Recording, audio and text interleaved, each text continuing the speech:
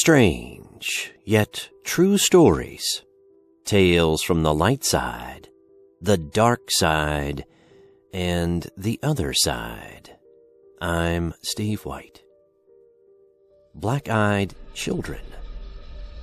Often seen as hitchhikers, panhandlers, or on your doorstep with the story of needing help, their pale skin and dark eyes with their sclera and iris completely black signal their otherworldly origin.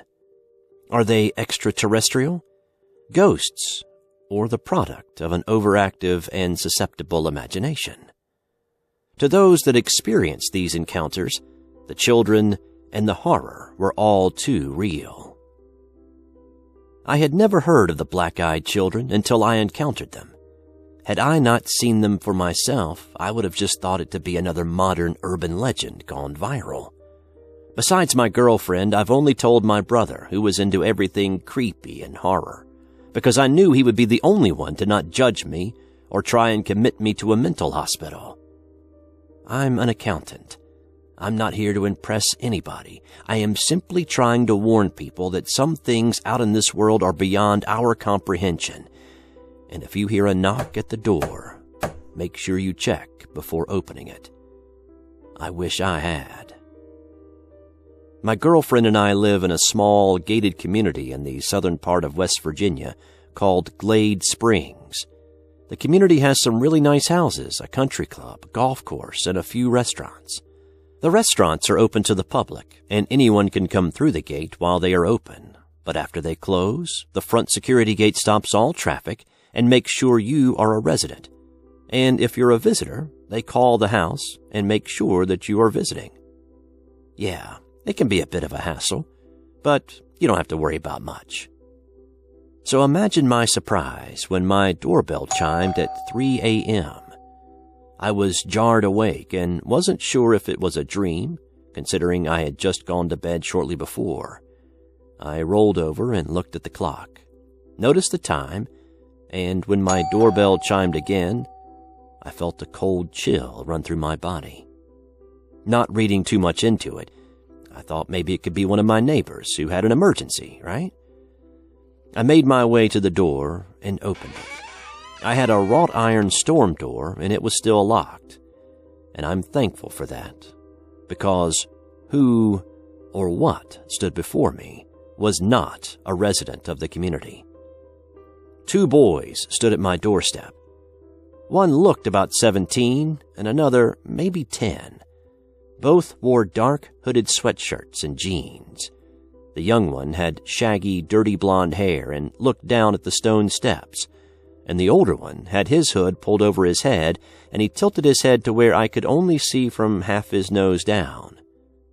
My voice caught in my throat, and before I could even ask what they wanted, the older one spoke. His voice sounded forced and dry. There was no emotion or sincerity of what he said. "I'm sorry to bother you and your girlfriend, but we need to come in and use your phone. We've been in an accident." I felt the familiar chill return to my whole body. How did he know my girlfriend was here? I wrote it off as my Tahoe and her VW was in the driveway, and I figured he just assumed. I tripped over my words. Something about these kids wasn't right. Wasn't normal. Wasn't human. I can bring you my cell phone and you can call. I don't get service inside here, so you'd have to stand on the sidewalk to call, I said nervously. Of course, I was lying through my clenched teeth. I did not want these kids in my house. "Well, my brother really needs to use your bathroom, Kane. We have to come in," the older one said. And that's when I went into complete panic. He knew my name. I'm sorry. Are you from here? How did you know my name?" The words practically shook out of my mouth. That's when he became slightly hostile and demanded to be let inside. And I told them I was sorry, but I couldn't help them. And just as I was about to close the main door is when it happened. They both snapped their heads upwards and looked me straight in the eyes. Black. No iris. No pupil. No retina. No sclera. Just pure, deep black. I was paralyzed with fear. For a second I thought these kids were just playing a really cruel joke and had snuck in the community somehow and had bought some of those freaky supernatural contact lenses. That was until I heard the ringing. It was like a ringing sound that you hear when you have a hearing test done. That digital, high-pitched, shrill ringing. And then the flashback started. I was suddenly a toddler again at my grandparents' house, sitting under the chestnut tree with my mother picking up the nuts and putting them in a large metal soup kettle. It was a crisp fall day. It's one of my earliest and dearest memories, and one I hold very near to my heart. But then they were there, behind my mother. We locked eyes, their eyes still black as night. And then they smiled at me. That's when everything went black. The next thing I knew, I was shaken awake lying in the mudroom floor, my girlfriend standing over me with a worried look. "What the hell, Kane?" she asked. I had no idea how to answer her. My head had taken a good whack against the slate floor, and a bit of dried blood was stuck in my hair. But other than that, I was fine physically. I slowly remembered everything that had happened and looked at the door. Daylight. I've never been so happy to see morning in all my life. I told my girlfriend everything that had happened, and I honestly think she thought I had brain damage from hitting the floor. But she insisted she believed me. And then we researched it, and I believe that's when she really started to believe me. I don't know where they came from, but they're not of this world. I know that for a fact. For some reason, I had a lingering thought. I'm still not sure if they put the thought in my head or not, but that they wanted me to know that even my memories aren't safe.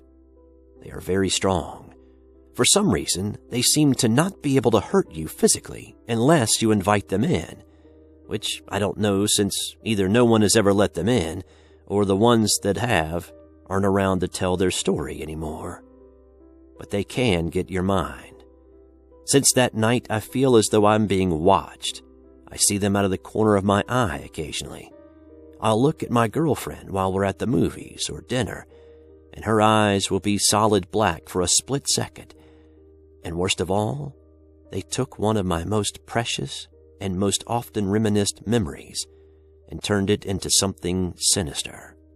Something that's now a constant reminder of the black-eyed children. This has been another strange but true story. The idea to do a story about the black-eyed children came from a viewer like you. Would you like to hear more of these stories?